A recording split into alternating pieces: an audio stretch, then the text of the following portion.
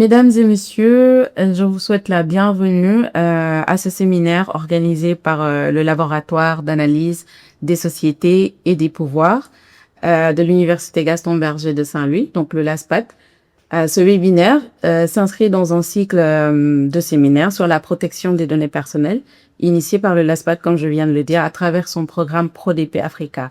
Ce programme vise à renforcer la protection des données personnelles en Afrique et à contribuer à l'émergence d'un système harmonisé et efficient à l'échelle du continent. Ce cycle de séminaires sera consacré aux enjeux juridiques, stratégiques et politiques de la gouvernance des données en Afrique. Alors, pour ceux qui ne me connaissent pas, je me présente, Aminata Sawodobo, je suis juriste et chercheur affilié au programme ProDP Africa. Alors, ce séminaire d'aujourd'hui, il va porter sur la qualification juridique des données à l'ère d'IA. Il s'inscrit dans un cadre plus large. Il s'inscrit dans le cadre de mon sujet de mémoire qui porte sur les cadres juridiques des données à l'ère de l'intelligence artificielle. Et pour parler aujourd'hui de ce sujet, nous aurons Madame Aminata Sarr, qui est docteure en droit. Elle est spécialiste en droit du numérique, transformation digitale. Et nous aurons le plaisir de l'écouter. Déjà initialement, pendant 45 minutes, elle nous fera une présentation sur la thématique. Et ensuite, nous aurons une session d'échange de 30 à 45 minutes. Et vous aurez l'occasion donc de poser vos questions pour parler des enjeux du sujet. Alors, Madame Aminata Sarr, merci pour d'avoir accepté l'invitation. Voilà, c'est un plaisir de vous accueillir aujourd'hui. Merci à toi, Aminata, de m'avoir invitée dans cette session de cette série de webinaires, en fait, de séminaires que tu organises dans le cadre de ton mémoire. Bonjour, mesdames et messieurs, et je me réjouis d'être parmi vous aujourd'hui. Merci, Madame Sarr. Alors, je pense que sans plus tarder, on va commencer avec votre présentation qui va porter sur les enjeux de la qualification des données à l'ère de l'intelligence artificielle, parce que nous savons qu'aujourd'hui, derrière toutes ces IA et les productions magnifiques que nous avons aujourd'hui, il y a tout un parcours derrière, dont l'entraînement des données constitue une phase centrale. Qu'est-ce qu'il y a derrière ces données? C'est encore flou à bien des égards. Et le sujet d'aujourd'hui propose justement de revisiter les catégories, les différentes catégories qui se cachent derrière ces systèmes d'intelligence artificielle, ces catégories il y a, et d'explorer ainsi les régimes juridiques qui s'y appliquent si il y a une diversité de catégories, ou s'il y a en tout cas une unicité. Nous le verrons au cours de ce séminaire. Madame Sarr, je vous laisse la parole pour la présentation. Merci beaucoup encore une fois, Aminata. Alors, je m'en vais vous présenter ce que j'ai préparé dans le cadre de ce sujet, qui est la qualification juridique des données mobilisées par les systèmes d'intelligence artificielle. Pour vous en parler, je voudrais le faire en 3 temps. D'abord, poser le contexte de mon intervention. Pourquoi est-ce qu'il est important de discuter de la qualification juridique des données qui sont mobilisées par les systèmes d'intelligence artificielle? Ensuite, je vais articuler mon propos en 2 temps pour vous parler de la qualification juridique des données que je considère comme étant éprouvées par l'intelligence artificielle, d'une part. Et d'autre part, je vous parlerai des impératifs de gouvernance qui dictent une lecture fonctionnelle de la qualification qui va être juridique, qui est faite de ces données-là. Alors, pour commencer avec le contexte de cette thématique-là, de cette intervention, c'est important de qualifier les données, de donner une qualification juridique des données. Pourquoi? Parce que, comme on le sait, l'intelligence artificielle aujourd'hui est là, de plus en plus dans notre quotidien. L'intelligence artificielle repose sur des algorithmes qui sont gourmands en données, qui consomment énormément de données, et ces algorithmes et les systèmes d'intelligence artificielle utilisent des données qui sont de différentes natures, qui peuvent être des données à caractère personnel, donc concerner des données qui nous concernent en tant que personne physique. Et l'usage de l'intelligence artificielle nécessite en fait le respect de certaines protections pour assurer la sécurité juridique des personnes, dans le cadre de leur protection, notamment de leurs données à caractère personnel, mais de manière plus large de la protection des droits fondamentaux des individus. Il y a également un autre impératif qui est important, c'est de tenir compte de la nécessité de favoriser l'innovation, par l'intelligence artificielle, mais au-delà de cette question, de protéger les droits de propriété intellectuelle des différents qui existent pour d'autres acteurs. Et donc, on utilise en fait l'intelligence artificielle qui est une machine qui tend à, enfin une machine, un outil qui tend à reproduire les comportements des humains, tels que leur raisonnement, la manière de planifier et leur créativité. Alors, à ce niveau-là, on pose le principe que l'intelligence artificielle est dans nos vies et présente plusieurs opportunités, mais est également facteur de risque.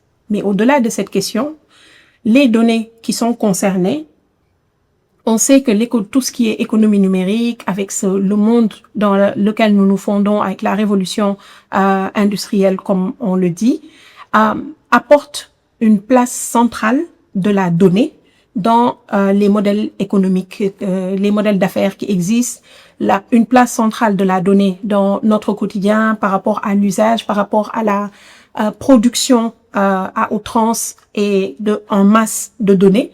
Et tout ceci nécessite justement qu'on puisse apporter la sécurité juridique de ces données-là, comme on le disait tantôt. Donc, l'importance de la qualification juridique des données va avoir un triple rôle ici. D'une part, c'est de protéger les droits fondamentaux des individus, notamment c'est ce rôle-là en fait que joue la protection des données personnelles, mais pas que. D'autre part, de protéger l'innovation, comme je le disais tantôt, et une fonction centrale également qui est d'assurer de la sécurité juridique de manière générale de ces interactions qu'on aura via l'intelligence artificielle, de sa conception, des usages qu'on pourra en avoir et autres. À ce stade, avec ce contexte ainsi présenté, les idées centrales que je m'en vais défendre dans ma présentation sont les suivantes. La première idée, c'est que l'intelligence artificielle ne fait pas disparaître les catégories juridiques existantes. En matière de données, il y a des catégories juridiques qui ont été définies, identifiées, et l'intelligence artificielle ne les remet pas en cause. Ceci étant dit, ça c'était la première idée. Ma deuxième idée force, en fait, que je m'en vais défendre ici, c'est de dire que les catégories juridiques existantes ne suffisent plus à l'ère de l'intelligence artificielle, à elles seules, pour encadrer les différents usages de l'intelligence artificielle qu'on peut avoir. Donc, première idée, les catégories juridiques existent, elles sont là, et l'IA ne les change pas, mais il y a une certaine subtilité à prendre en compte parce que ces catégories juridiques à elles seules ne suffisent pas pour, de manière tangible, qualifier les données et les encadrer de manière sécurisée lorsqu'il s'agit de les utiliser par les concepteurs de systèmes IA, par nous utilisateurs, par les régulateurs et autres. Et troisième idée force que je m'en vais défendre dans cette intervention, c'est qu'il y a une nécessité de compléter l'analyse par une lecture fonctionnelle qui est orientée gouvernance. Qu'est-ce que je veux dire par là? Aujourd'hui, si les catégories juridiques ne sont pas remises en cause, mais qu'il y a un mouvement qui existe parce que la complexité de l'intelligence artificielle, de ces systèmes en tout cas, rend dynamique l'utilisation des données, c'est ce que je vais démontrer. Il est important en réalité de tenir compte non pas de la substance même de la donnée, mais de la fonction que la donnée la fonction qu'elle va occuper, le rôle qui lui est attribué dans le système d'intelligence artificielle pour avoir une qualification juste et se fonder sur cette qualification-là pour pouvoir déterminer le régime juridique applicable à l'IA, aux données, pardon. Alors, ça, c'était à titre d'introduction pour présenter le contexte d'intervention de cette présentation et montrer également la pertinence du choix de ce thème, qui est la qualification, je le rappelle, juridique des données qui sont mobilisées par les systèmes d'intelligence artificielle. Je m'en vais maintenant, après cette introduction qui pose le contexte, parler de ma première partie, en fait, de ma présentation, le premier temps, qui est la qualification juridique des données qui est éprouvée par l'intelligence artificielle. Là encore, comme je vous l'avais annoncé tantôt, il y aura deux sous-temps. D'abord, l'intelligence artificielle, comme je le disais, ne crée pas de nouvelles catégories juridiques de données. Les catégories juridiques de données qui existaient restent les mêmes. Et de l'autre, comme je vous l'ai annoncé, les catégories juridiques de données ne suffisent pas à encadrer les usages. Ce seront les deux temps de mon intervention sur cette première partie. Alors, en affirmant que l'intelligence artificielle ne crée pas de nouvelles catégories juridiques de données, c'est important de tenir compte de des différentes catégories, en fait, justement, qui existaient jusque-là. Donc, faire un rappel. Ces catégories qui existaient jusque-là sont, à mon sens, de ma perspective, articulées autour de trois fondements. D'abord, le premier fondement peut être le lien avec la personne, le lien que la donnée concernée a avec la personne identifiée. Deuxième chose, c'est la qualification qui va être fondée sur le régime d'accès et de circulation. Ici, on va catégoriser la donnée en tenant compte de comment la donnée va circuler et comment la donnée, on pourra y accéder ou pas.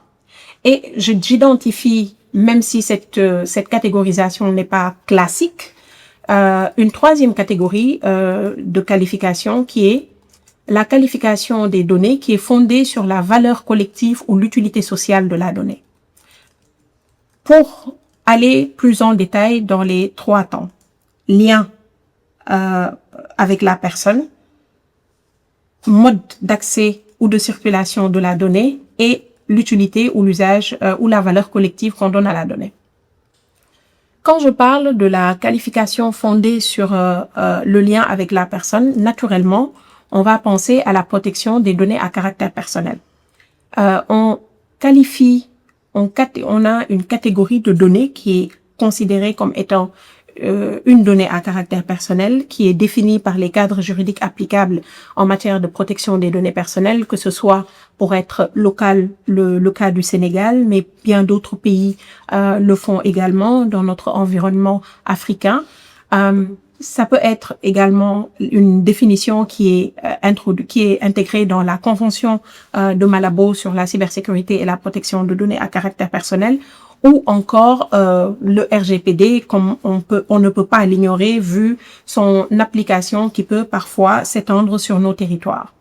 Donc, cette donnée à caractère personnel qui est identifiée, qui est définie comme étant toute donnée, toute information qui peut permettre d'identifier de manière directe ou indirecte une personne, c'est une catégorie de données qu'on connaît.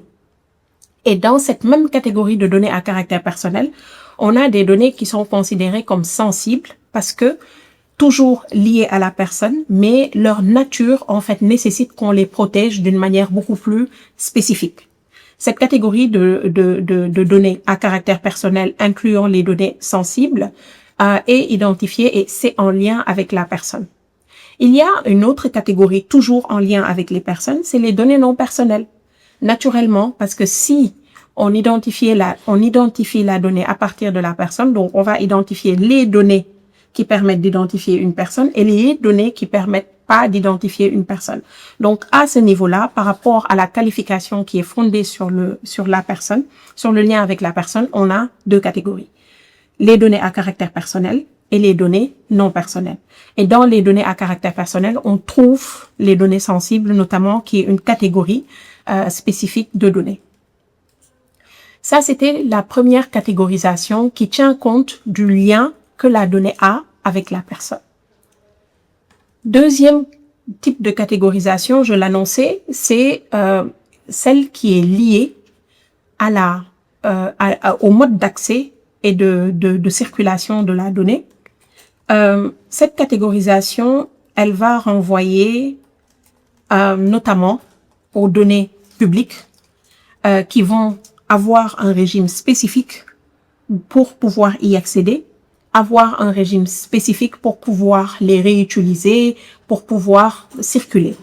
La preuve, au Sénégal, nous avons un cadre juridique en fait qui précise comment est-ce qu'on accède aux données et avec notamment l'ANSD, l'Autorité nationale de la statistique, l'Agence nationale de la statistique et de la démographie, qui est en charge de gérer l'accès notamment à ces données-là. Je reviens un peu sur les données liées à la personne. Je vous parlais des données à caractère personnel qui incluent les données sensibles, mais pour vous matérialiser les données non personnelles, on peut avoir des données qui sont qui ne permettent pas d'identifier directement ou indirectement la personne, mais qui sont des données que les entreprises, par exemple, vont utiliser pour organiser leur activité. Et ces données-là vont avoir leur stratégie, inclure leur stratégie pour pouvoir atteindre leurs cibles et autres. Et généralement, c'est des données qui sont protégées par le secret d'affaires. Et ces types de données-là, par exemple, sont des données non personnelles.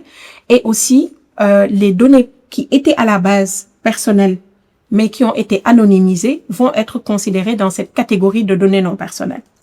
Donc, je ferme la parenthèse de précision sur les données non personnelles pour ne pas les évoquer juste de manière abstraite, mais en leur donner une substance. Je reviens maintenant à ma qualification qui est fondée sur le régime d'accès ou de circulation. Je vous ai expliqué pour les données publiques, on peut retrouver par exemple parmi les données publiques des données statistiques, comme aujourd'hui les données qu'on peut avoir lors d'un recensement de la population, des données qui cartographient par exemple les différents programmes agricoles qu'il y a eu au Sénégal de 1960 à maintenant ou bien d'autres qui vont concerner la population sur une zone déterminée et autres. On a différents types de données statistiques. Et aussi d'autres qui vont être protégées d'une manière beaucoup plus accrue, comme les données qui sont classées secret défense, parce que c'est des données de sécurité notamment, mais qui sont des données publiques détenues par l'État et ses démembrements. À côté de ces données publiques, on a les données ouvertes. Des données ouvertes et des données open data, comme on les appelle. Ces données ouvertes-là vont être accessibles parce que on n'a pas privatisé, on n'a pas mis un usage exclusif de ces données-là. On favorise leur circulation et leur accès aux personnes. Donc toujours des types de données qui sont classées en fonction du régime d'accès et de circulation. Et enfin, les données privatisées, qui sont des données en fait détenues par des personnes privées. Elles ne sont pas forcément des données à caractère personnel ou non, mais c'est des données en fait qui vont être détenues par les entreprises ou par des organisations internationales ou autres, et qui vont aussi bénéficier d'une propriété intellectuelle, d'une protection par la propriété intellectuelle ou du sceau du secret d'affaires et autres. Voilà les trois types données publiques, données ouvertes et les données privatisées qui sont fondées sur l'accès et la circulation. Naturellement, le nom privatisé, qui est le qualificatif privatisé qui est ajouté, corrélé à la donnée, montre que ces données-là ne vont pas circuler de la même manière que pourraient l'être des données ouvertes, par exemple. Moi, je rajoute une troisième qualification qui est fondée sur la valeur collective et l'utilité sociale, qui vise ici ce que moi j'appelle les données d'intérêt général. Pourquoi c'est important de parler de cette catégorie de données?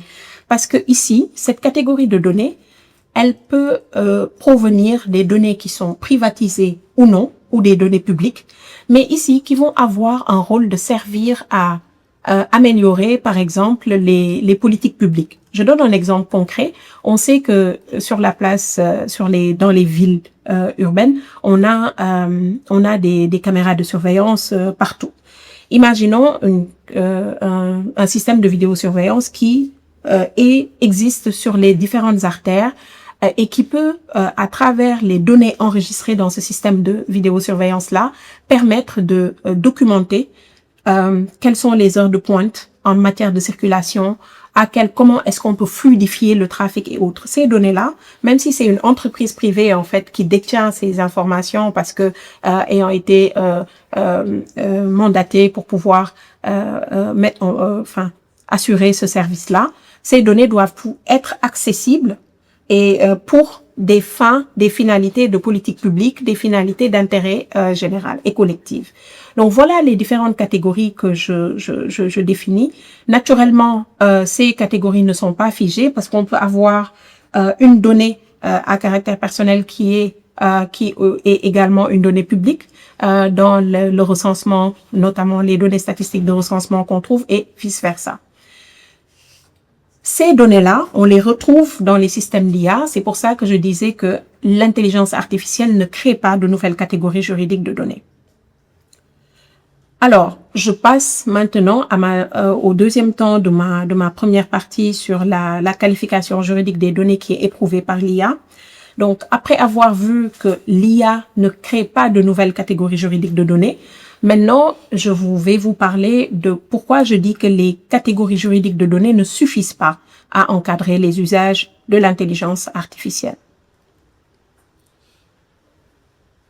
La première affirmation à ce niveau-là, elle consiste à dire que la donnée, elle circule dans un environnement technique, qui sont les systèmes d'IA, où sa qualification par nature, donc fondée sur caractère personnel ou non personnel, données anonymisées ou non, données données ouvertes ou pas, ne suffit pas à elle seule pour pouvoir protéger, sécuriser ces données-là.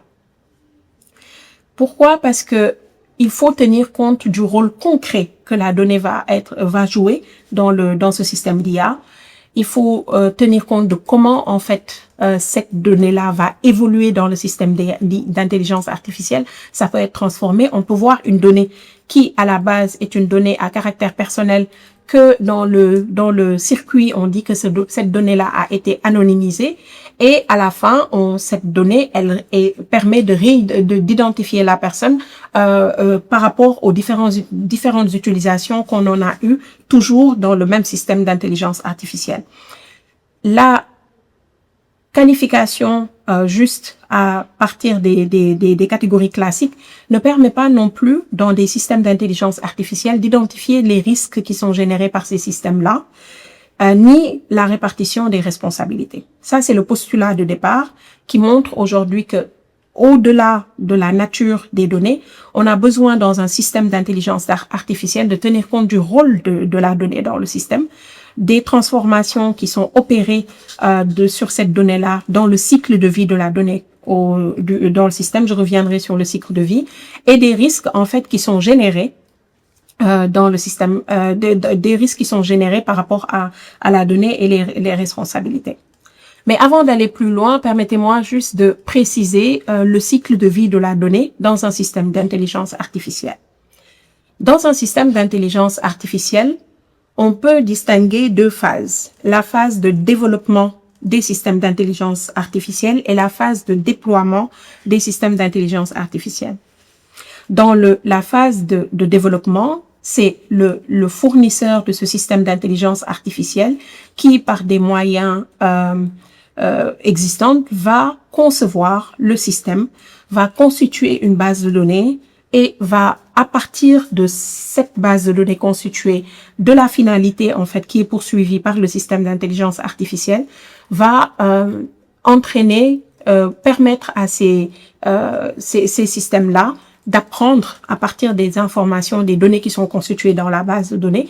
Et au moment de faire le développement des systèmes d'IA, dans l'apprentissage de l'IA, on aura des phases d'entraînement avec les données qui sont constituées dans la base de données.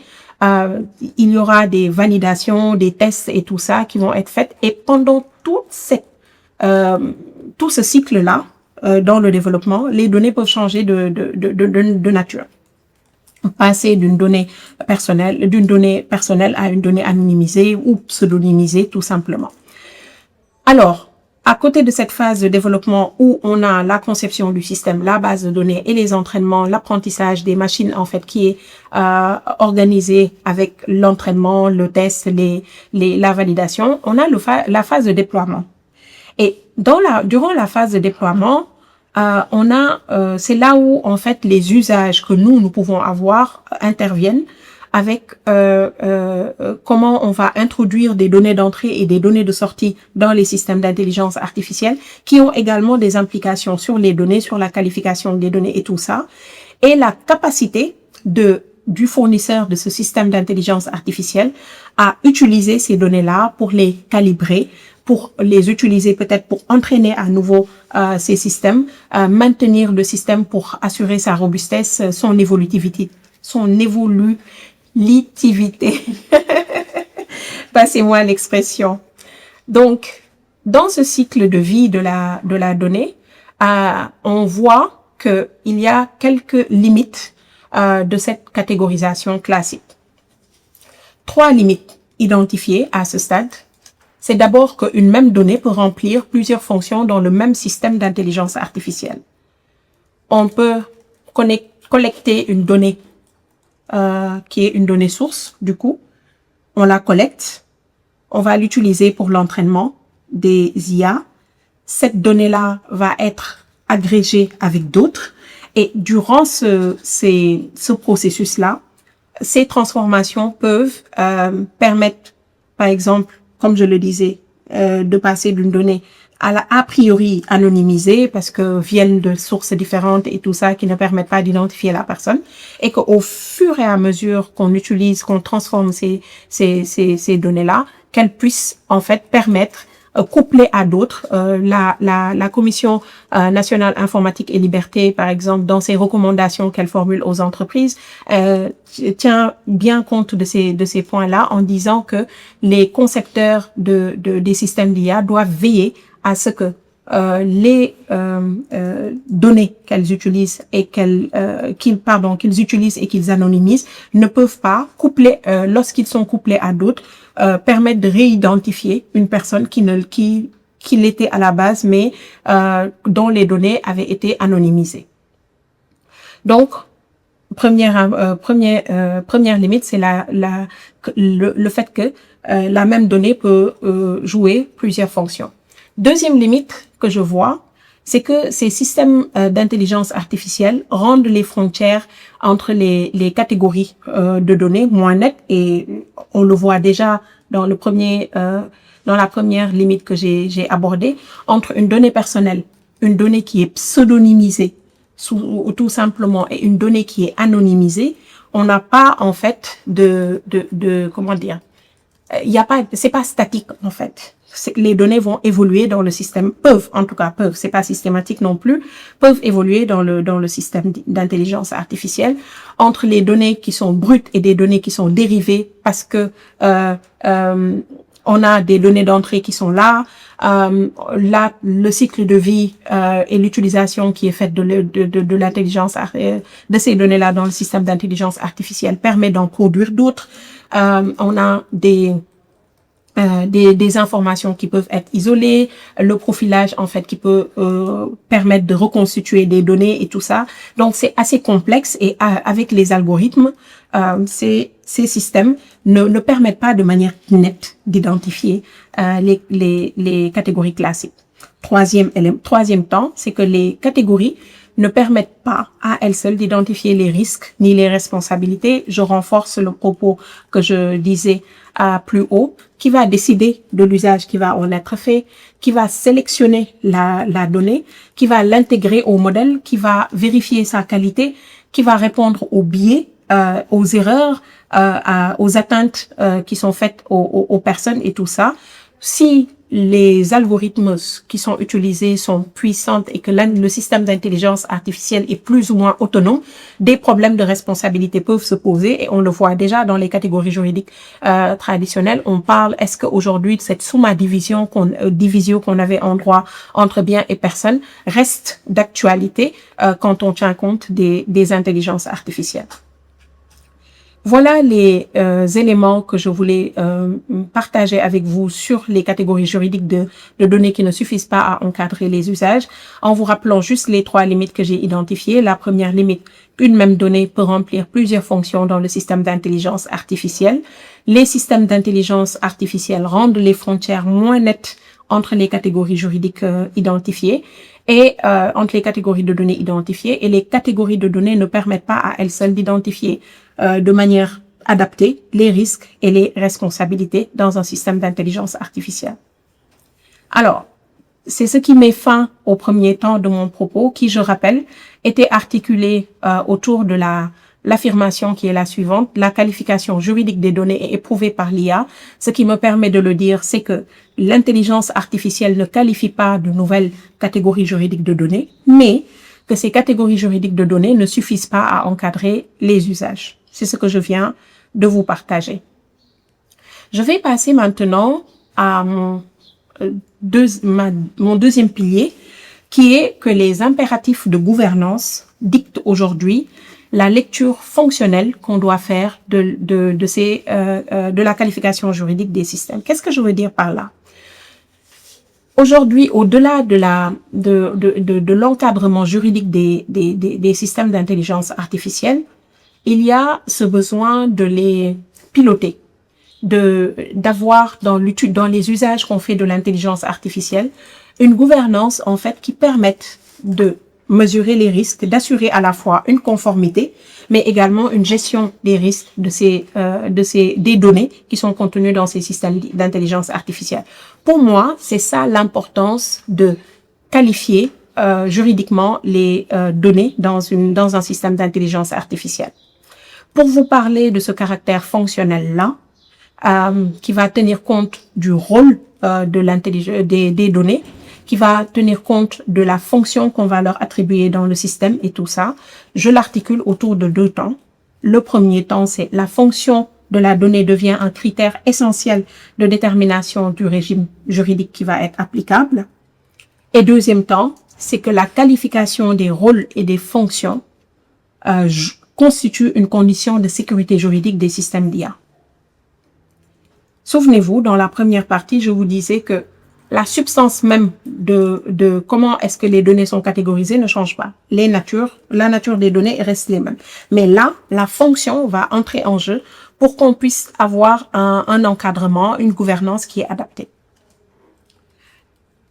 Pour le point concernant la fonction de la donnée qui devient un critère essentiel de détermination du régime, souvenez-vous du cycle de vie de la donnée dans un système d'intelligence artificielle.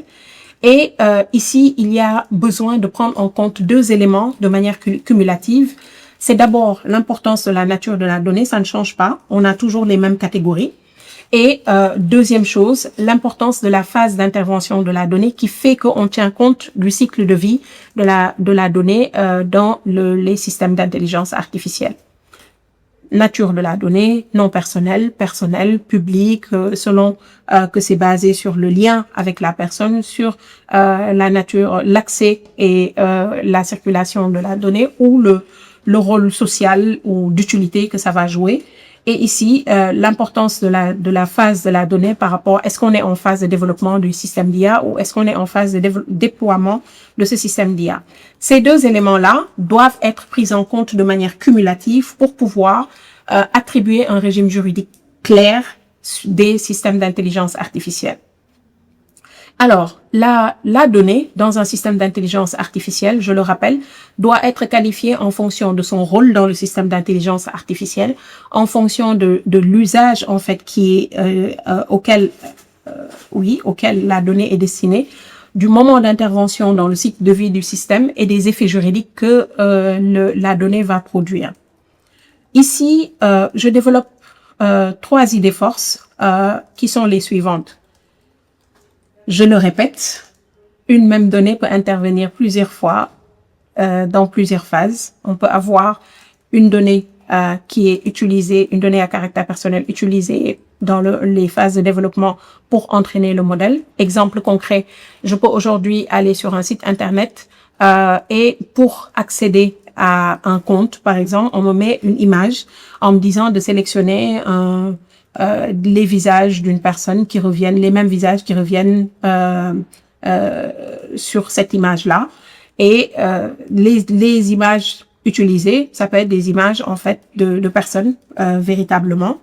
Et dans la phase de déploiement, moi-même, je peux aujourd'hui, en utilisant un Claude ou intelligence artificielle, ChatGPT ou autre, introduire une image qui était cette image-là similaire. Donc, aussi bien en phase de développement que de déploiement, on peut avoir les mêmes données qui interviennent dans plusieurs phases. Deuxième élément important, pardon, c'est que selon la phase et le mode d'entrée dans le système, les questions juridiques qui dominent vont changer. En phase de développement, on va s'attarder sur le fait de savoir quelles sont les données qui sont utilisées comme source et est-ce que ces données-là, par exemple, sont des données à caractère personnel. Auquel cas, est-ce que le concepteur, le fournisseur de ce système d'intelligence artificielle a respecté les règles qui s'appliquent en matière de protection des données à caractère personnel? Est-ce que les conditions de confidentialité de ces données-là sont garanties? Est-ce que la collecte de ces données-là est licite? Est-ce que les conditions de collecte respectent le cadre juridique applicable qui va au-delà de la protection des données personnelles? Est-ce que ici il n'y a pas de discrimination par rapport aux billets qui sont utilisés et tout ça? Est-ce que les droits de propriété intellectuelle sont respectés et tout? Lors de la phase de déploiement maintenant, la responsabilité, elle reste effectivement auprès du fournisseur de données. Du fournisseur des systèmes, mais ça va inclure également l'utilisateur. Comment est-ce que l'utilisateur est informé des conditions et modalités de l'utilisation qu'il va faire de ce système d'intelligence artificielle? Les conditions générales d'utilisation vont être ici prises en compte. La conservation de l'historique des échanges qui existent dans le système d'intelligence artificielle. Comment est-ce que ces informations-là peuvent être identifiées, réutilisées selon que l'utilisateur final, personne physique ou morale, autorise l'entraînement des modèles d'intelligence artificielle avec les données qu'il partage ou pas. Et aussi, élément important, c'est le type d'abonnement, le type de relation qui lie l'utilisateur final au fournisseur de systèmes d'intelligence artificielle. Ici, selon qu'on utilise un système d'intelligence artificielle gratuitement, je vais parler par exemple de l'IA générative avec comme usage grand public, selon qu'on utilise gratuitement les modèles ou qu'on l'utilise avec une option particulière ou qu'on l'utilise selon un abonnement entreprise, les modes de protection qui sont garantis ne sont pas les mêmes. Donc là, on a le fournisseur, celui qui conçoit, on a l'utilisateur et les responsabilités vont s'imbriquer ici.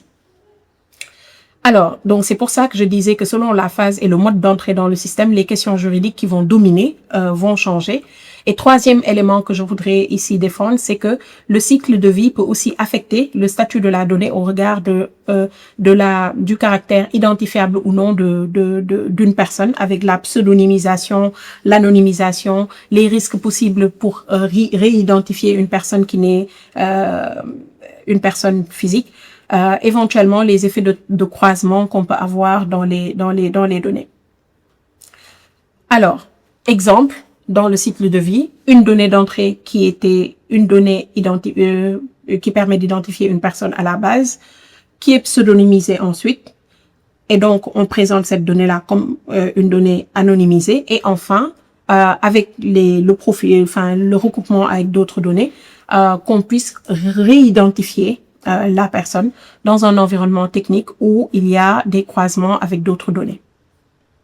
Donc, pour rappel, sur cette partie-là, qui concerne le fait que la fonction de la donnée devient un caractère essentiel de détermination du régime juridique, je défends 3 idées fortes, qui sont: une même donnée peut intervenir à plusieurs phases du système, et ça affecte sa nature. Une même donnée, selon la phase et le mode d'entrée dans le système, les questions juridiques qui vont être intéressantes ici va différer. Et le cycle de vie peut aussi affecter le statut de la donnée au regard de la capacité ou non de ce système-là à permettre une identification de la personne.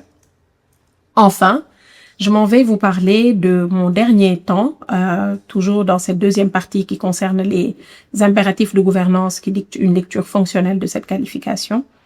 Et ce dernier point, c'est que la clarification des rôles et des fonctions des personnes constitue une condition de sécurité juridique des systèmes d'intelligence artificielle.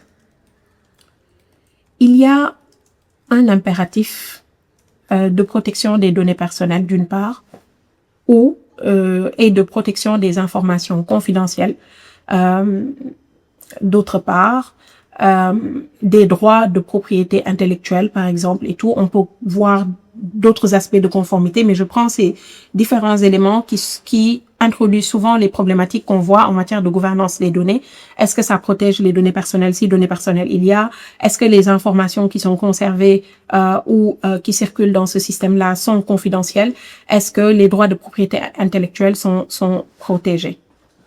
Alors, ici, la gouvernance des données suppose en fait d'identifier les acteurs d'abord clairement et pour savoir quel est leur rôle, quelle est leur responsabilité, qui agit, pour quelle finalité, sur quelle base la personne va agir, quelles sont les limites de son intervention et quelles sont ses responsabilités. Nous, en tant qu'usagers des systèmes d'intelligence artificielle, nous avons une responsabilité par rapport à ces données-là, de la même manière que celui qui fournit le système d'intelligence artificielle là, de la même manière que l'État là, de la même manière que l'entreprise qui va décider d'utiliser ces systèmes, de l'introduire dans son activité, peut l'avoir. Alors, pardon, par rapport à la nature même de la personne, la finalité la finalité peut différer. Ici, je vais prendre l'exemple juste sur 4 types d'acteurs. Le fournisseur du système d'intelligence artificielle, qui va, par exemple, utiliser le système pour concevoir, entraîner ses modèles, mettre sur le marché, créer de la valeur et avoir un retour sur investissement, ou mettre à disposition un système et un modèle. Et dans ce cas de figure, ces obligations vont, par exemple, porter sur est-ce que au moment de la conception, les données avec lesquelles son système fonctionne ne présentent pas de biais? Est-ce que il y a la transparence de ces informations? Quelle est la gouvernance des données qui est prévue par rapport à la confidentialité, par rapport aux aspects de sécurité et tout ça? Et on voit que le règlement européen, par exemple, sur l'intelligence artificielle, organise précisément ces obligations-là en distinguant celles pour les fournisseurs et celles pour les déployeurs de systèmes d'intelligence artificielle. Par rapport à l'entreprise utilisatrice, par exemple, la finalité qu'on peut voir est d'intégrer l'intelligence artificielle dans son activité, dans un service, un processus ou un métier ou autre. Dans pareille situation, quelles sont les règles applicables notamment? On a vu récemment une université qu'on a condamnée en disant que cette université-là ne pouvait pas sanctionner un étudiant qui a utilisé un système d'intelligence artificielle pour son mémoire, tout simplement parce que le cadre de gouvernance, en fait, quelles sont les conditions d'utilisation de cette IA-là n'était pas précisé. Alors, donc je dis entreprise, mais organisation de manière générale. Nous, en tant qu'utilisateur final, on va avoir une finalité d'utiliser le service, de saisir des informations d'entrée pour avoir des données de sortie, d'obtenir une réponse, de produire un contenu ou prendre appui sur le système pour brainstormer et tout ça. Mais à ce moment-là, on a des responsabilités qui se formulent en tant qu'obligation. Ces actes peuvent produire des conséquences juridiques comme la divulgation de données personnelles, comme l'utilisation d'informations confidentielles en fait et leur mise à disposition dans ces systèmes d'intelligence artificielle, la génération de contenus litigieux ou la réutilisation de non autorisées des données de sortie qu'on va avoir par rapport à ça. Je mets comme autres acteurs les acteurs intermédiaires qui viennent assurer des fonctions support comme les prestataires cloud, les équipes de sécurité, les intégrateurs et les équipes juridiques et autres ici. leur rôle est souvent moins visible, mais cela n'empêche pas qu'il y ait des obligations qui leur incombent. Et là, on revient au rôle des prestataires techniques avec la responsabilité qui consiste à avoir une distance technique avec ces contenus-là. Ils doivent assurer des obligations qui relèveront de la conservation des données, de la sécurité des données, des niveaux de service qui sont garantis, notamment, et tout ça. Alors, dernier élément sur la conformité et la gestion des risques, qui est ici pour moi l'élément central en matière de gouvernance des systèmes d'IA et qui interpelle directement la question de la qualification, c'est que lorsque, et je vais partir d'un cas qui existe aux États-Unis, récemment, il y a eu une affaire qui est, je pense que ça date du 20 février, qui opposait comment dire, les États-Unis, l'État fédéral avec un acteur qui est un fraudeur, une personne qui est considérée comme ayant fait une fraude, Heppner, je pense qu'il s'appelle. Et en fait, dans cet exemple-là, qu'est-ce qui s'est passé? Il avait utilisé Claude, qui est l'IA de Anthropic, pour préparer sa stratégie de défense en mettant les informations, les faits qui lui étaient reprochés, en échangeant avec l'IA pour avoir une stratégie de défense. Et donc, en faisant ça, en amont même de la consultation de ses avocats, il avait laissé des informations circuler à l'intérieur sur sa culpabilité. Donc, aux États-Unis, les enquêteurs, le FBI a pris ces informations-là, a accédé à ces informations, et l'avocat qui défendait ce monsieur disait que non, c'est protégé par le secret professionnel en tant qu'avocat, donc ces informations ne peuvent pas être utilisées. Et la décision ici, c'était que les enquêteurs avaient bien fait d'utiliser ces informations qui ne pouvaient pas être protégées d'un sceau de confidentialité parce que ça avait été fait en amont de la constitution d'avocats, et il faut considérer que les informations qui sont partagées avec les systèmes d'IA ne sont pas protégées pour ce sceau de confidentialité-là. Vous voyez la problématique qui peut intervenir, c'est que dans les interactions qu'on a avec les systèmes d'intelligence artificielle où on confie des données, par exemple, qu'on peut considérer comme des informations confidentielles nous concernant, comme des informations, en fait, des données personnelles qui sont protégées. Mais il est important d'abord de voir quelle est la relation qui lie le système qu'on utilise. Là, je parle beaucoup d'IA générative parce que c'est les usages que nous avons amplement. Quelle est la relation? Qu'est-ce que prévoient les conditions générales d'utilisation? Est-ce que l'utilisateur a accepté que ces données, par défaut, parfois c'est des principes d'opt-out, que ces données soient entraînées avec l'intelligence artificielle ou autre. Donc, plusieurs problématiques juridiques qui peuvent provenir simplement du fait de ne pas qualifier suffisamment et proprement et de manière adaptée les données qui sont utilisées dans les systèmes d'IA. Voilà, mesdames, messieurs, ce que je voulais partager avec vous dans cette présentation. Je reste ouverte à vos questions, à vos observations et commentaires pour améliorer cet échange-là notamment. Merci beaucoup. Merci à toi. Merci beaucoup, Madame Sa. Je pense que cette présentation aura été en tout cas très utile pour un peu explorer la typologie des données qui existent aujourd'hui et qui sont mobilisées par les systèmes d'IA. Également de déterminer les régimes juridiques qui s'appliquent à ces données-là. D'explorer également les enjeux de gouvernance qui s'imposent à l'ère de ces systèmes d'IA-là. En tout cas, merci pour cette présentation. Nous allons prolonger la réflexion avec une session de questions-réponses.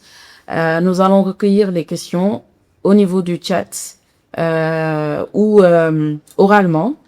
Chat bien ordonné, commençons par soi. Je pense que je serai la première à poser ma question.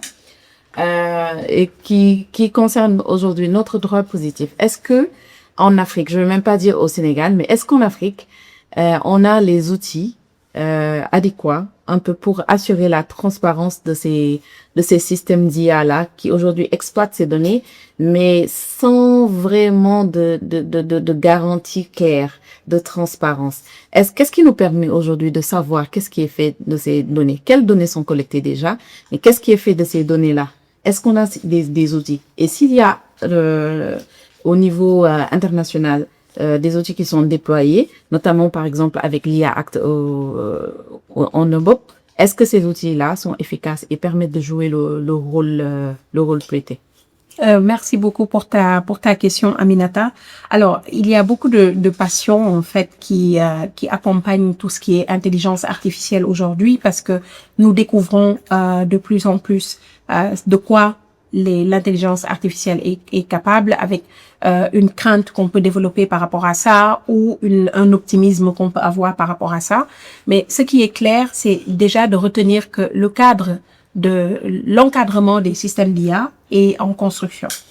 C'est en construction aussi bien en Europe que en Afrique, avec une temporalité qui est plus ou moins rapide selon la zone où on se situe.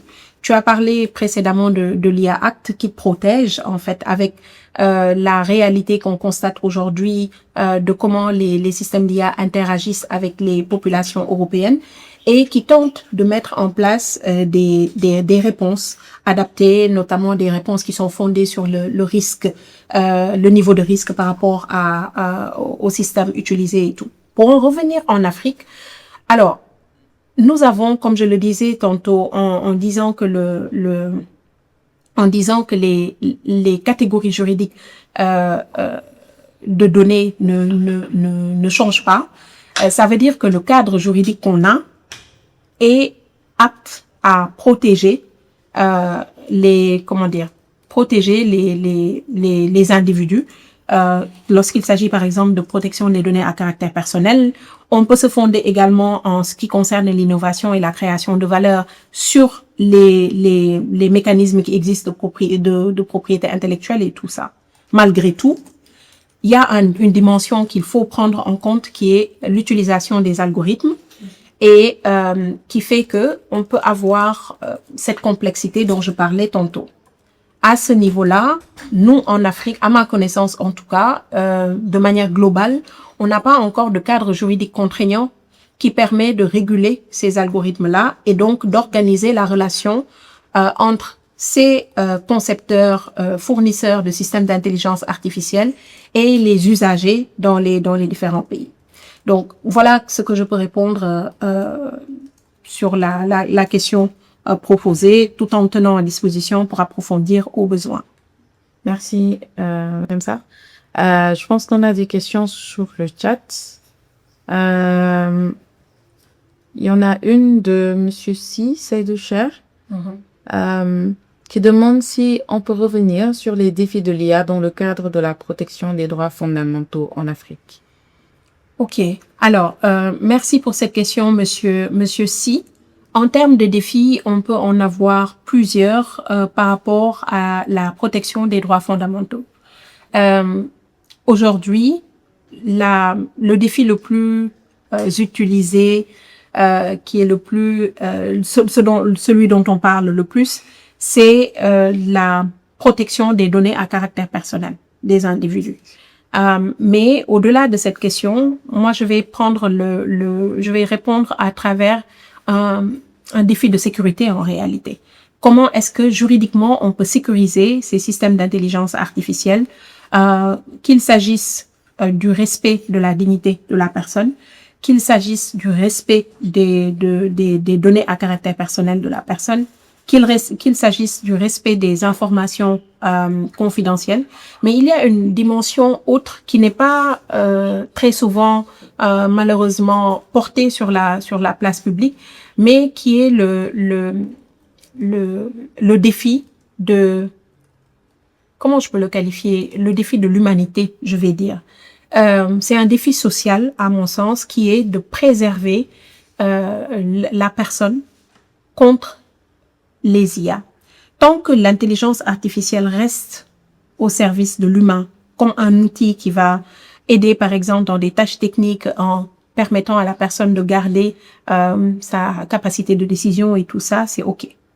Mais on voit de plus en plus qu'il y a des personnes qui démissionnent complètement de leur rôle pour confier des tâches à l'intelligence artificielle et même parfois la l'attitude de décider. Dans pareille situation, pour moi, il y a un défi majeur pour nos États qui sont un défi majeur pour nos États qui est ici de protéger les personnes par rapport à l'utilisation de ces intelligences artificielles. Et cette protection, elle est d'abord préventive.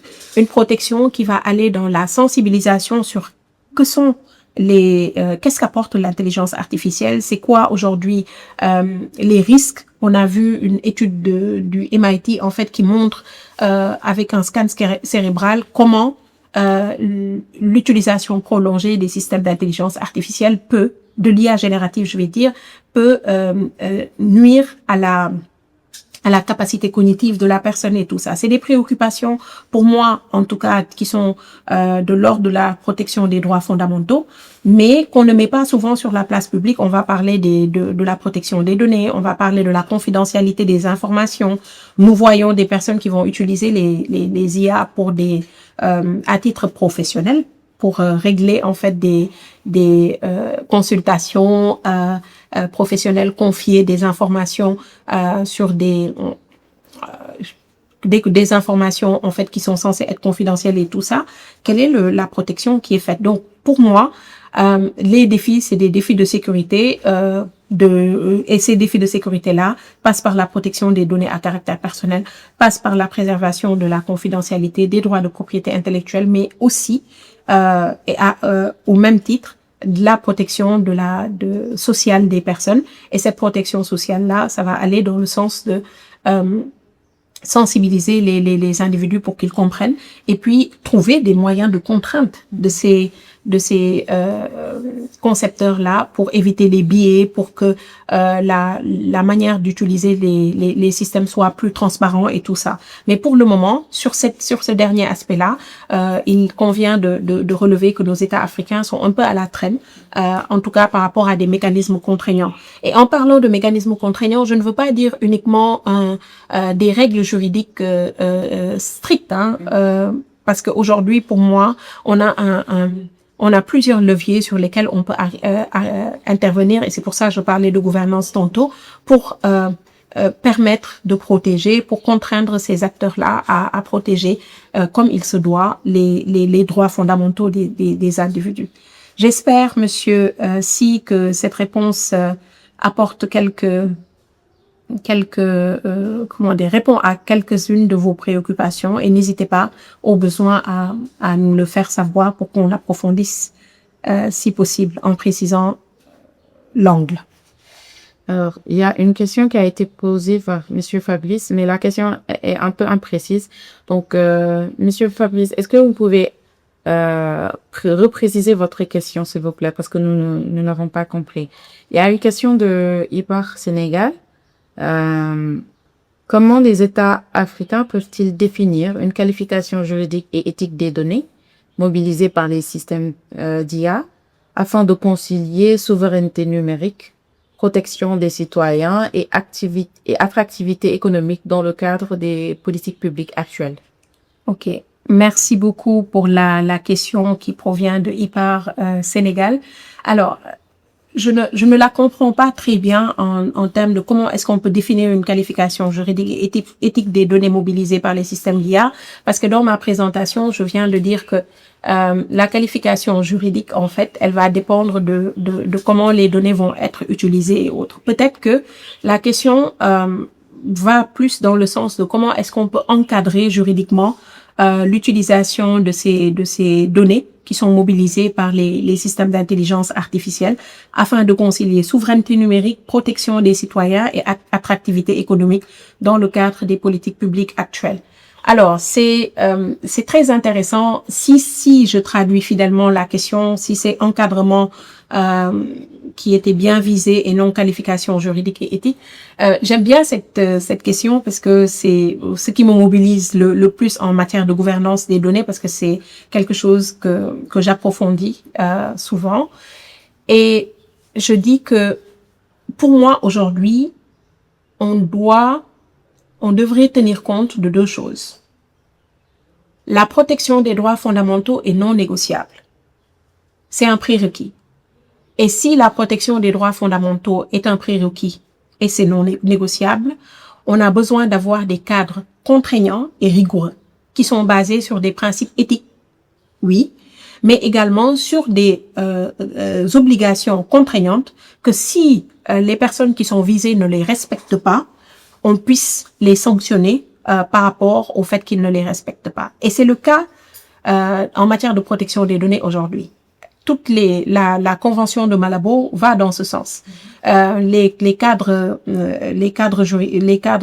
lois qui encadrent la protection des données personnelles va dans ce sens. Je regrette tout simplement que parfois les sanctions qui sont prononcées ne sont pas suffisamment contraignantes pour dissuader la violation des droits fondamentaux et la violation, par exemple, pour le cas spécifique de la protection des données personnelles, des données à caractère personnel, lorsqu'on sait que les acteurs qui interviennent diffèrent par rapport à leur taille, par rapport à leur puissance et tout ça. Ça, c'est des leviers qui existent et des leviers qui devraient être actualisés, limite harmonisés au regard de l'utilisation des algorithmes aujourd'hui. Et je disais tantôt que cela n'existe pas, en tout cas à ma connaissance, même s'il y a des projets en cours au niveau national ou de manière plus globale. Ça, c'est sur la protection des droits fondamentaux. Maintenant, par rapport à l'innovation, aujourd'hui, pour moi, le droit doit être souple. Le cadre juridique à mettre en place doit être souple. Qu'est-ce que j'appelle un cadre juridique souple?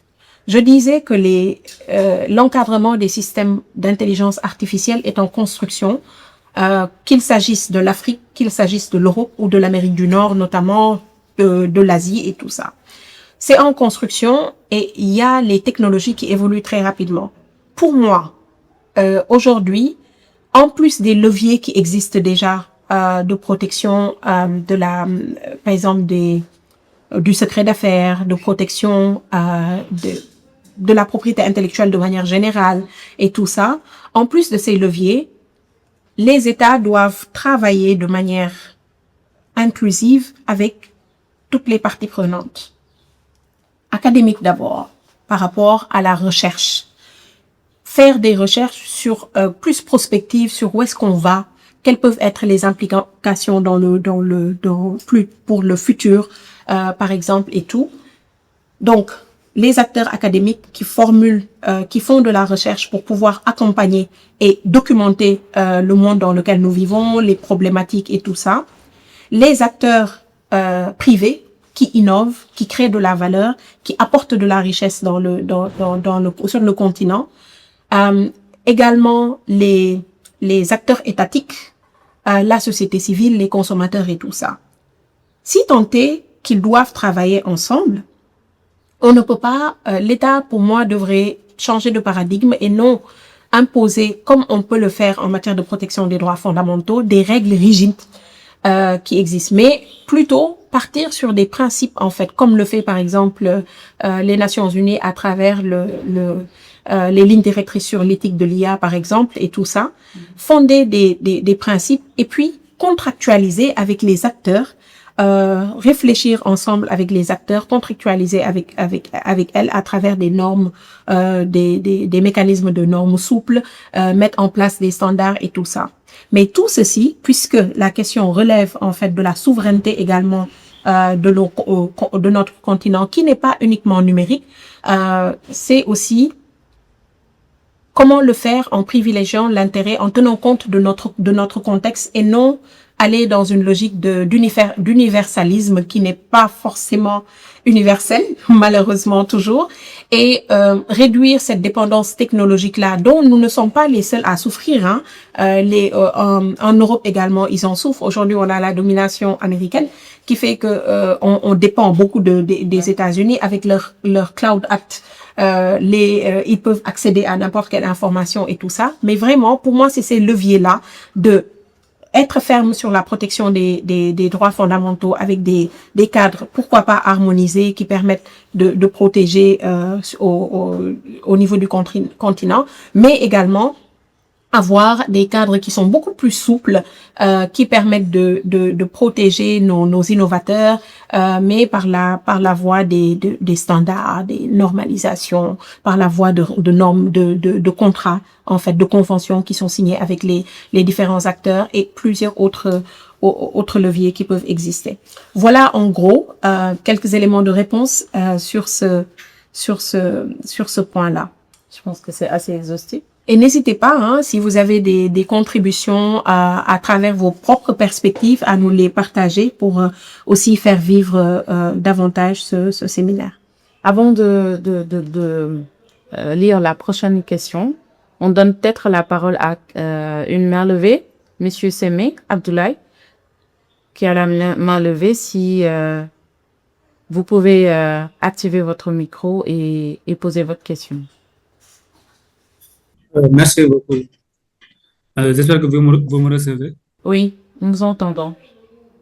Merci beaucoup. Donc, bonjour tout le monde. Bonjour docteur. Donc, c'est Abdoulaye Sema. Bon, ravi de retrouver mon enseignante depuis la licence 1 jusqu'à la licence 3. Je suis de la promotion 9 de l'Université Cheikh Hamidou Kane. Donc, j'avais 3 questions à vous poser. D'abord, de revenir sur les impératifs de gouvernance. Ensuite, j'ai 2 questions. Bon, sur quoi devrait reposer cette qualification juridique, c'est-à-dire la qualification juridique des données mobilisées par l'IA? Sur quoi devrait-elle reposer? Ensuite, la 3e question, c'est quelles sont les catégories de données personnelles, les catégories juridiques des données personnelles? Donc, voilà. Merci beaucoup pour vos questions, Monsieur Sem. Alors, sur les impératifs de gouvernance, juste peut-être partager la formation selon laquelle vous aurez le replay de ce webinaire-là qui sera disponible et qui vous permettra de revenir sur des passages qui sont passés peut-être trop vite ou autres. Je vais me concentrer davantage sur vos 2 premières questions, sur vos 2 autres questions, parce que pour des impératifs de temps, nous ne pourrons pas revenir sur les impératifs de gouvernance qui font une partie entière de ma présentation. Et j'espère que vous le comprendrez. Vos 2 questions renvoient à, vous avez dit, sur quoi repose la qualification juridique des données. Alors, pour répondre à cette question, je vais rappeler quelque chose que j'avais dit. C'est d'abord la nature juridique, les catégories de données qui existent, les catégories classiques de données qui existent, qui peuvent être formulées en tenant compte de la personne, le lien avec la personne, donc données personnelles, données non personnelles, données anonymisées également, et j'ai parlé de la catégorie de données en fait qui tient compte du lien avec la personne, de la catégorie de données, des catégories de données en fait une catégorisation en tout cas qui va tenir compte du modalité d'accès ou de circulation de la donnée. Et ça me permet en même temps d'embrayer sur une question que je vois dans le chat de Fatou Fofana, qui nous dit est-ce que des données publiques peuvent être ouvertes? Là, par exemple, sur les données qui sont catégorisées en fonction de leur mode d'accès, on va voir les données publiques, par exemple, des données privatisées qui ne vont pas circuler de la même manière. Mais dans les données publiques, on peut avoir des données statistiques classiques qui vont informer les gens. Et si vous allez tout de suite sur le site de l'ANSD, vous allez voir des données qui sont ouvertes et qui sont des données publiques, mises à la disposition du public pour pouvoir s'informer sur des programmes de l'État, sur des informations que l'État veut partager. Donc, dans les catégories, il y a, et donc je ferme la parenthèse sur la qualification. Est-ce qu'une donnée publique peut être une donnée ouverte? Je viens de vous dire que oui, même si toutes les données publiques ne peuvent pas être des données ouvertes. Pour des raisons évidentes de sécurité, les données n'ont pas la même nature et donc ne peuvent pas avoir le même niveau de protection et d'accès. Donc, pour en revenir à la question sur la qualification qui tient compte de la personne, qualification qui tient compte de l'accès, et aussi, moi, je rajoute une catégorie qui est la qualification qui tient compte en fait de l'utilité sociale et du caractère d'intérêt général peut-être de cette donnée-là qui me fait voir les données d'intérêt général. Ça, c'était la réponse à la question sur la qualification. Et sur les catégories juridiques de données personnelles, il y a les données personnelles classiques en fait qu'on va identifier comme étant les éléments qui peuvent permettre d'identifier la personne directement ou indirectement en fonction de sa, comment dire, en fonction de critères physiques, sociologiques et autres. Je vous renvoie à la définition qui figure sur la loi 2008-12 pour le Sénégal ou de la définition qu'on donne le règlement général sur la protection des données. Comme nous l'avions vu en cours, vous disiez tout à l'heure, Abdoulaye, que j'étais votre enseignante en licence. On a dans les catégories de données à caractère personnel des données qui sont classées comme sensibles. Vous savez, par exemple, pour le cas du Sénégal, aujourd'hui, on est dans l'actualité. On a cette problématique qui se pose par rapport à des données de santé qui sont divulguées. Les données de santé sont considérées comme des données sensibles parce que ça touche à la santé de l'individu et donc ne peuvent pas être exposées sur la place publique. Mais ici, on a encore une autre catégorie de données sensibles qui occupe l'actualité, c'est les données qui traitent de l'orientation sexuelle, par exemple, de la personne et tout ça. Donc voilà, en gros, une réponse rapide sur les catégories juridiques de données, les types de données personnelles, en tout cas qu'on peut trouver. Données sensibles, dans la loi, on classifie les données classiques et les données sensibles généralement. Alors, merci, docteur. Il y a une question que je veux voir de Monsieur Wan, de manière stratégique. Le Sénégal doit-il être plus souple avec ses propres inventeurs d'IA pour les encourager tout en étant plus strict avec les géants technologiques étrangers? Alors, cette question est une question piège parce que tout dépend de qu'est-ce qu'il met derrière souple et qu'est-ce qu'il met derrière strict. Si par souple, c'est genre encourager l'innovation locale par des leviers X ou Y qui peuvent même provenir de ces innovateurs-là, oui, je veux bien. Mais si c'est par souple, par exemple, c'est comment dire,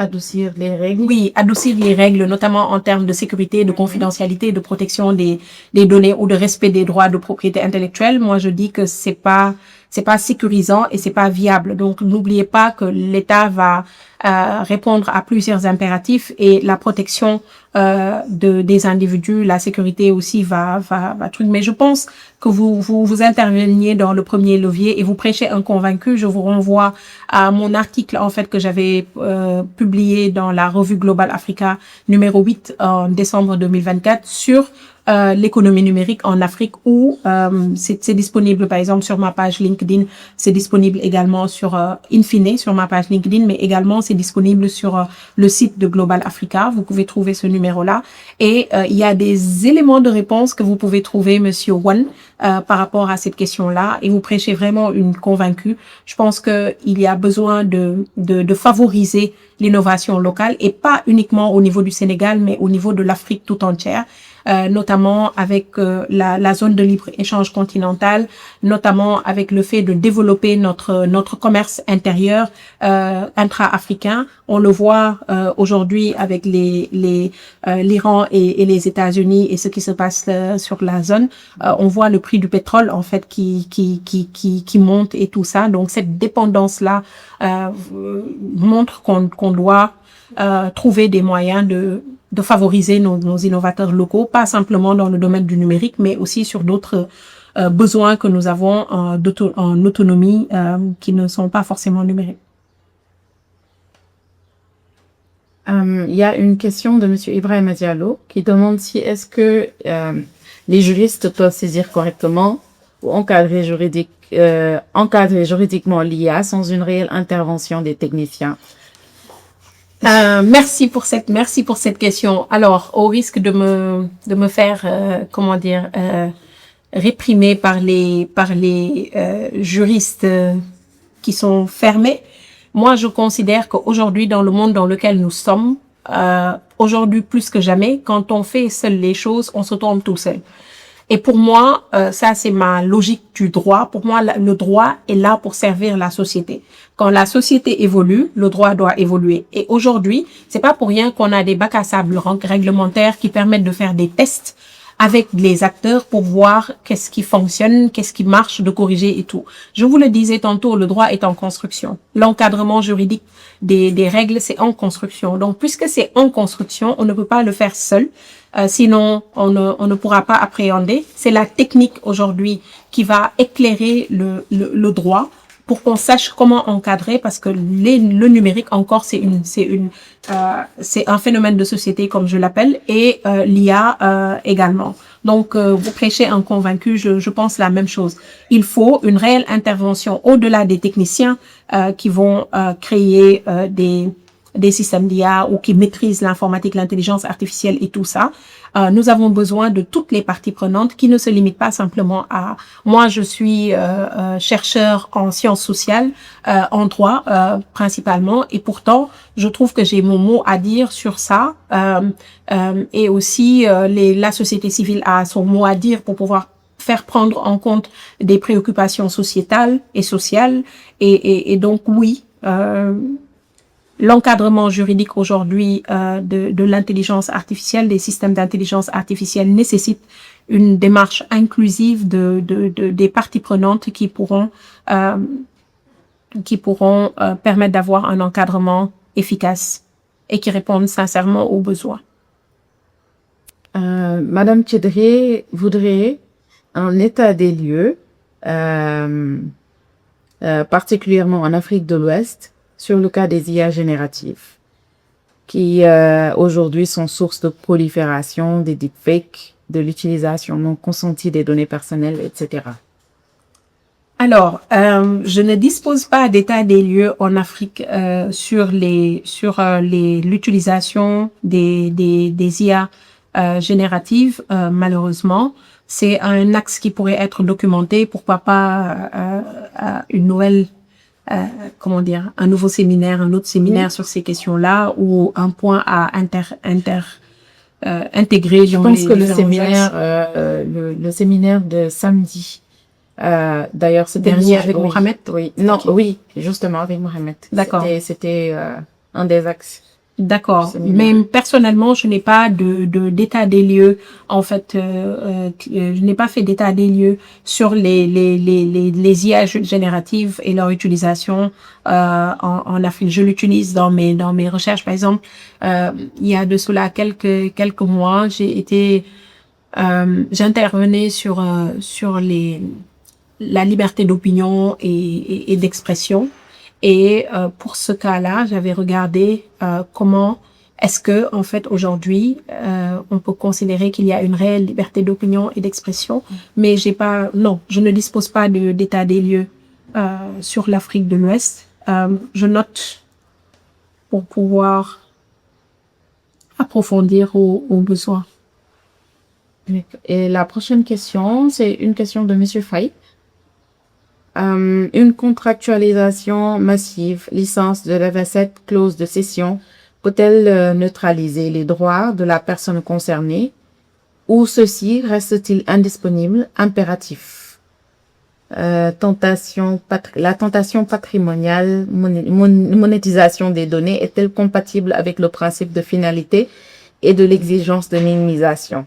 Ok. Alors, il faut que je lise pour bien comprendre sa question. Oui. Une contractualisation massive à travers des licences, des datasets, des clauses de cession peut-elle neutraliser les droits de la personne concernée ou ceci reste-t-il indisponible, impératif? Alors, je ne suis pas sûre de bien comprendre la question, surtout cette partie où ceci reste indisponible ou impératif. Mais de ce que je pense comprendre, Fodé, n'hésitez pas à repréciser, prendre la parole, par exemple, pour préciser le fond de votre pensée. Mais avec les exemples cités dans la parenthèse, licence de dataset, clause de cession et tout ça, ce à quoi ça me fait penser forcément avec les droits des personnes, de la personne concernée, ça va être, par exemple, les conditions générales d'utilisation qu'on a dans des IA génératives lorsqu'on les utilise et des limitations de responsabilité qui sont prévues et le fait qu'on adhère simplement à ça, on n'a pas la possibilité de le négocier et tout. Naturellement, cela peut neutraliser les droits de la personne concernée, mais n'oubliez pas que c'est pour ça d'ailleurs que je disais que c'est important d'avoir un cadre rigoureux pour ce qui concerne la protection des droits fondamentaux et des données personnelles notamment. N'oubliez pas qu'on a un cadre juridique qui s'adapte, qui s'applique plutôt, avec des conditions de conformité numérique classiques, avec l'évitement des clauses, l'évitement des clauses abusives et leurs sanctions, le fait que par exemple excusez-moi, pardon. Donc les conditions générales d'utilisation qui doivent respecter le cadre juridique applicable, les lois et règlements en interne, mais n'empêche, on peut toujours trouver des autorisations qui sont contenues, des autorisations implicites qui sont contenues dans ces conditions générales d'utilisation. Fodé, n'hésite pas, si vraiment c'est pas l'orientation de cette première partie de questions, prends la parole en ouvrant ton micro ou reprécise dans le chat. Sur la deuxième partie, la tentation patrimoniale est-elle compatible avec le principe de finalité et l'exigence de minimisation? Là, j'ai vraiment besoin que tu nous éclaires parce que tu parles de tentation de patrimoniale par rapport à quoi? Est-ce que c'est le fait qu'on paye pour accéder aux IA génératifs avec les niveaux selon l'abonnement, les niveaux de protection dont on a? Je pense qu'il y a une parenthèse, monétisation des données. Je pense que la question, elle est orientée, où il est en train de prendre la parole, je sais pas. Oui. Super. Oui, Super. Bon, bonjour à tous. Bonjour. J'espère que vous allez bien. Professeur, Bien, alors merci. merci beaucoup pour la réponse qui a été apportée à la première question. Je crois que c'est tout à fait dans cette logique-là que j'avais posé la question. Très bien. Pour la seconde, on est un peu dans la même dynamique, on n'est pas trop loin. On sait que pour les IA génératives, généralement, les entreprises qui évoluent dans ce domaine se procurent en tout cas des données d'entraînement, généralement. Et souvent, effectivement, ces données-là sont des données qui sont monétisées derrière. Et je crois que c'est d'ailleurs l'un des enjeux les plus importants de la protection des données, éviter fondamentalement que ces masses d'informations ne deviennent en tout cas une marchandise, même si on est dans cette dynamique. Donc, c'est une tentative de patrimonialisation, comme je disais dans la question. Et fondamentalement, par rapport à cela, quelle doit être la conduite, en fait, de nos États pour justement assurer à nos concitoyens une protection, comme vous le dites, assez robuste et surtout digne de ce nom. Donc, c'est un peu l'orientation de la question. Mais merci Fodé d'avoir pris la parole et de préciser. C'est très pertinent comme interpellation.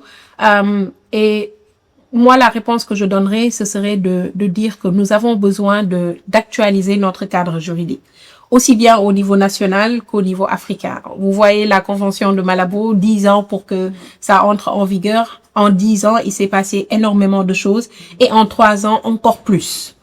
Au niveau du Sénégal, notre cadre applicable qui date de 2008 sur la protection des données personnelles, mais que je ne vais pas prendre comme étant un cadre exhaustif, parce que pour moi, sur ces questions-là, il y a plusieurs aspects qui doivent être prises en compte. Pour moi, les textes sur les transactions électroniques permettent de protéger également d'assurer la protection dont on parle ici à travers les conditions générales d'utilisation, notamment, qui sont le lieu où ces acteurs-là vont mettre généralement les informations. Pour moi, c'est un cadre à actualiser pour prendre en compte les préoccupations qu'apportent les algorithmes, notamment, au-delà de ce cadre juridique, faire bloc. Je parais idéaliste quand je dis ça.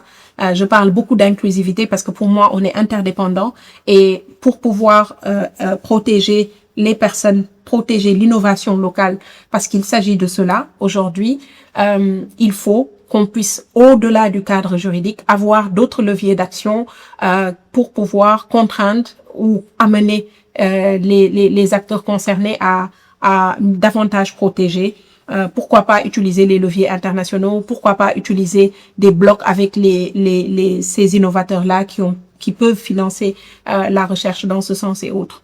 Voilà, et c'est une problématique systémique avec des réponses systémiques. Le cadre juridique joue un rôle, mais au-delà du cadre juridique, il y a plusieurs leviers à activer pour que ça soit effectif et qu'on puisse effectivement protéger les citoyens de ces fléaux que nous avons avec de ces dérives, je vais dire, qu'on peut avoir avec l'utilisation des IA, voilà. Et on a-t-il d'autres? Oui. Il y en a. Il nous reste à peu près 10 minutes, 15? 10? Il nous reste 10 minutes, 10 donc minutes. on va prendre 3 questions supplémentaires, voir si dans ces 10 minutes-là, il nous reste un peu de marge, peut-être qu'on en prendra une. Mais entre-temps, voici une question. Quel rôle pour l'État dans la formation et la sensibilisation aux enjeux de l'IA et de la protection des données? Un rôle clé. Je le disais tantôt, un rôle clé de l'État, mais faut savoir aussi que l'État ne peut pas tout faire. Nos États surtout ne peuvent pas tout faire en termes de moyens, en termes de alors je le dis avec réserve, mais en compréhension même des enjeux, même les acteurs de l'État ont besoin d'être formés et d'être sensibilisés sur ces questions. Je pense que toutes les franges de la population ont un rôle à jouer, notamment nous les académiques, et c'est d'ailleurs l'objectif de ce séminaire, renforcer en capacité les jeunes chercheurs comme Aminata, mais également partager avec le public pour sensibiliser et tout ça. Donc l'État a un rôle clé, mais son rôle n'est pas, comment dire, c'est pas lui seul qui doit assurer ce rôle-là. Chacun des acteurs qui s'y connaît peut, aujourd'hui on est dans une société de partage de données, peut sensibiliser de la manière qu'elle peut, dans la sphère où elle peut intervenir sur ces questions-là. Et il y a à ma connaissance, des personnes qui le font d'une belle manière, notamment le LASPAD avec cette opportunité qui nous est offerte. Et on va prendre la main levée, oui. Madame Dabo, la parole est à vous. Bonjour à tout le monde. Merci, Madame, pour cette brillante exposé que vous nous venez de faire. Et surtout, je salue en fait la modératrice et le LASPAD laboratoire qui chaque fois nous donne en fait une occasion de participer à ces rencontres tellement fructueuses. Mais en fait, moi, mon intervention en si peu de temps que soit-il, c'est pour le cas du Sénégal. Bon nombre en fait d'utilisateurs de ces IA, autant pour moi, peut-être ne savent pas à quel danger ils s'exposent du moment où ils sont en train de confier leurs données à caractère personnel à ces outils-là. Et ce qui pose problème, c'est ne pas savoir en fait à quel danger ils s'exposent et qu'il n'y a pas assez de restrictions ou bien ils ne sont pas du tout au courant de ça, ils ne sont pas assez informés. Pourquoi? Parce qu'ils n'ont pas fait l'école, ils ont fait l'école buissonnière, ainsi de suite. Et c'est quelque chose moi qui me fait tellement peur parce que ça m'est arrivé de passer un jour dans la rue, un monsieur m'a dit, Madame Diap, les moments oubliez compte Facebook, bien oubliez compte tel pour faire ça et ça. Et moi, ça m'a choqué. J'ai dit, attends, ce monsieur-là, moi, je l'ai exposé à un danger, ou bien est-ce que je l'ai aidé tout de même à se connecter par rapport à ce monde virtuel-là? Mais en tout temps, quand même, quelles sont les précautions? Peut-être que l'État, bien, nos juridictions ont prévu pour ce genre de cas, pour la protection, en fait, face à ces personnes plus vulnérables. Merci. Merci beaucoup, Madame Dabo, pour votre intervention. Alors, vous parlez des personnes les plus vulnérables, mais par personne, pardon, par personnes les plus vulnérables, moi, je ne vais pas mettre uniquement les personnes physiques, parce que de la même manière que nous, vous et moi, en tant qu'utilisateurs finaux de ces systèmes, nous avons parfois des comportements qui ne nous protègent pas suffisamment. De cette même manière-là, des personnes morales, des entreprises intègrent, par exemple, des systèmes d'intelligence artificielle, sans pour autant connaître les connaître les moyens pour se protéger. Alors, concernant pour moi, il y a plusieurs dimensions. Je vais juste me répéter par rapport à ce que j'ai dit précédemment. Il y a plusieurs dimensions. Il y a la sensibilisation qui joue un rôle fondamental. Cette sensibilisation, elle peut être faite par plusieurs canaux, par plusieurs acteurs, pour permettre au plus grand nombre de comprendre aujourd'hui les enjeux et les défis de l'intelligence artificielle, les risques et les opportunités qu'on a en utilisant l'intelligence artificielle. Ça, c'est un premier niveau. Un autre niveau, c'est la formation. Aujourd'hui, on peut ne pas se considérer comme un illettré ou qui a fait l'école buissonnière, pour reprendre vos mots, Madame Dabo, et pourtant être complètement analphabète en ce qui concerne l'intelligence artificielle. Nous avons besoin d'apprendre. On ne peut pas, repousser le progrès. C'est là. Nous ne pouvons pas en ayant peur, en dénonçant et tout ça. Mais je vais juste reprendre cette phrase. Tout ce que je ne peux fuir, je ne fais que l'embrasser.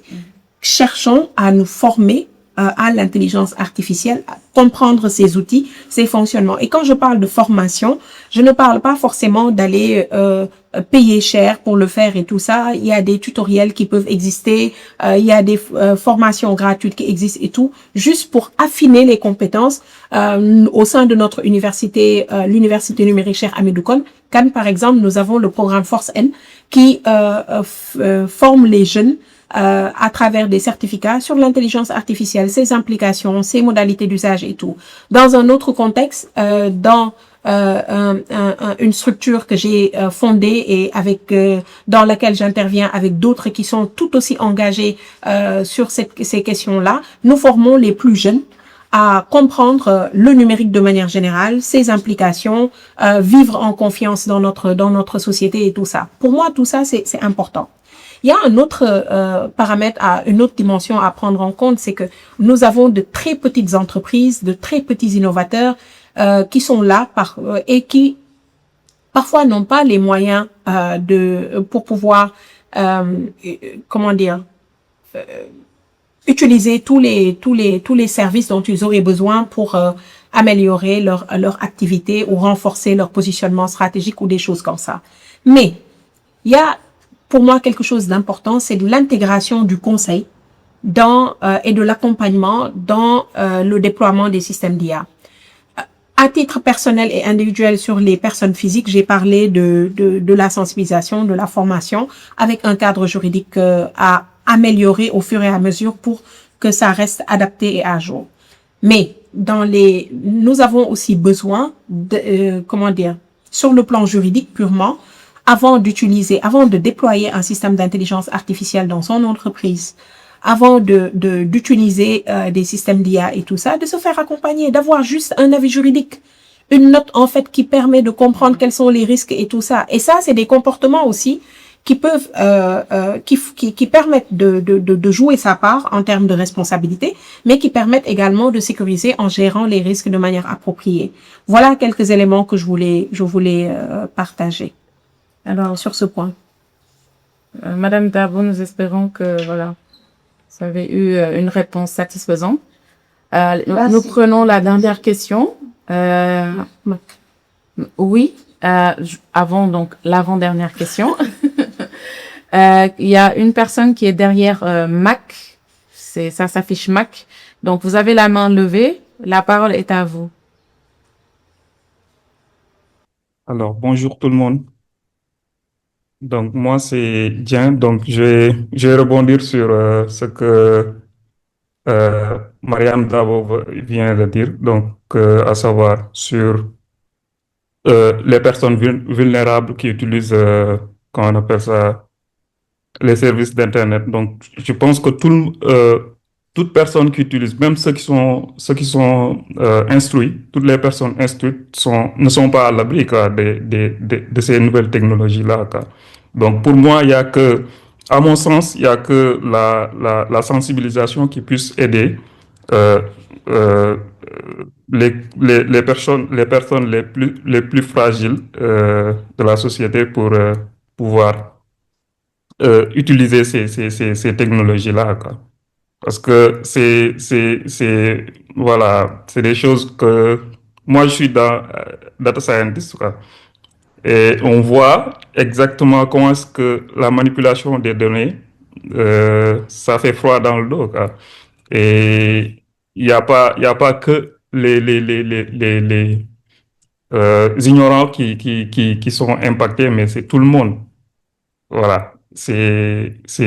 Parfois, on est en face des modèles comment on appelle ça? Je vais prendre l'exemple des deepfakes, quoi. On peut générer des vidéos qu'on vous présente et que vous n'êtes pas capable de dire que ça, c'est du fake, quoi. Voilà. Et bon, je vais m'en arrêter là. Et voilà, merci pour cette belle présentation sur la protection des données. Et merci beaucoup. Merci à vous. Je pense que la dernière question que nous allons prendre peut-être va servir de clôture en même temps. Elle est posée par Monsieur Moussa Issei. Il demande, dans nos États en manque de technologie locale, comment maîtriser nos données IA dans l'espace? Et comment sont encadrées juridiquement les données IA en Afrique? Et est-ce que le cadre est effectif? Alors, il y a des points, merci Aminata, il y a des points sur lesquels on a déjà répondu, notamment sur l'efficacité et l'effectivité du cadre. Il y a depuis, par exemple, pour la Convention de Malabo, depuis maintenant 3 ans, bientôt, c'est entré en vigueur. Dans nos différents États, il y a des cadres juridiques contraignants qui existent et ça me permettra, malgré que c'est la dernière question, de revenir sur un point de Ali Othman derrière, sur quelques amalgames qui ont pu être faites de mon propos, mais j'y reviendrai. Donc, sur l'effectivité et l'efficacité, on n'y revient pas, on a déjà parlé de ça. Sur l'encadrement juridique des données IA en Afrique également, donc je vous invite à revoir le replay notamment sur ces questions-là.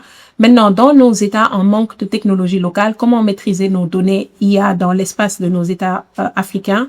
Je vais volontairement répondre à cette question dans une perspective plus macro, qui va adresser la question de la souveraineté de manière générale ou des souverainetés, mais liée à la dépendance technologique qu'on a aujourd'hui. Pour moi, quand on parle de souveraineté, pour pouvoir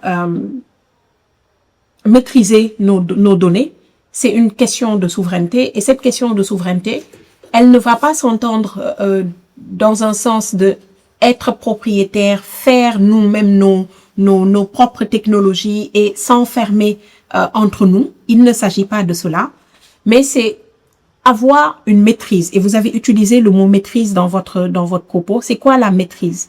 La maîtrise, c'est quel que soit quel que soit le mécanisme, les clouds souverains, par exemple, participent de cette volonté de maîtriser les données. C'est déjà de savoir quelles sont les données qu'on a, dont on dispose. Aujourd'hui, beaucoup de nos États n'ont pas cette maîtrise-là de nos données, mais aussi pouvoir être en partenariat équitable avec les opérateurs qui fournissent ces technologies-là.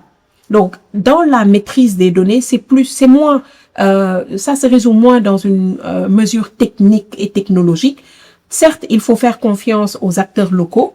Si les acteurs locaux sont en capacité d'assurer la robustesse nécessaire, la sécurité nécessaire et tout ça, mais face à la dépendance technologique accrue qu'on a, c'est pouvoir rééquilibrer un peu les rapports avec ceux qui fournissent ces infrastructures là.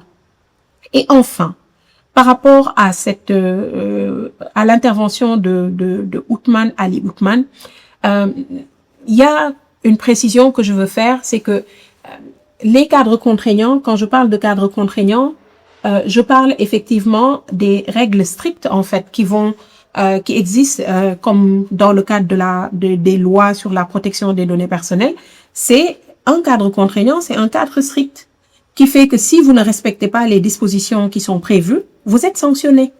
C'est exactement ce que je veux dire. C'est pas ce que vous avez semblé comprendre dans ce que je disais. Mais je réitère que ce cadre contraignant ne suffit pas et n'est pas adapté aujourd'hui pour l'efficacité recherchée dans tout. C'est adapté pour la protection des droits fondamentaux, incluant les données personnelles, mais ce n'est pas forcément adapté par rapport à un besoin de promouvoir l'innovation où il faut parler avec les autres acteurs, utiliser d'autres leviers qui sont beaucoup plus fins, beaucoup plus stratégiques pour pouvoir y arriver.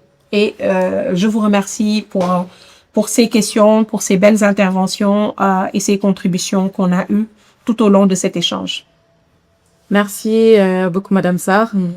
Merci pour les retours sur les questions qui ont été posées.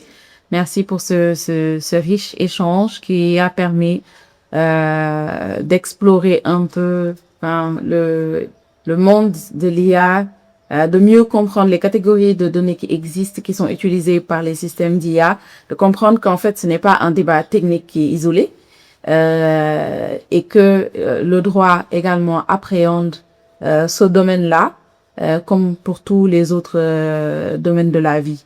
Donc, nous vous remercions encore chaleureusement pour cet échange.